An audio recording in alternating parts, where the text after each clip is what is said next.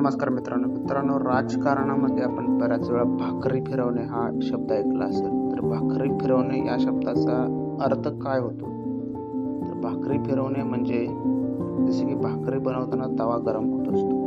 भाकरी एकाच बाजूने भाजली तर जळते, म्हणून ती वेळोवेळी उलटवावी किंवा फिरवावी लागते. म्हणजे गरजेनुसार तिची बाजू बदलावी लागते.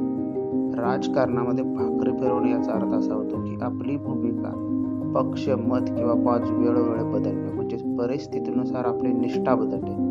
सोप्या शब्दात सांगायचं तर जे नेते किंवा जो नेता किंवा व्यक्ती स्वतःचा फायदा पाहून भूमिका बदलतो त्याबद्दल म्हणतात तो राजकारणात भाकरी फिरवते. उदाहरण, पक्ष बदलणे. एखादा नेता आज पक्ष ए मध्ये आहे, उद्या फायदा दिसला तर पक्ष बी मध्ये पण दिसेल, लोक म्हणतात त्याने भाकरी फिरवली.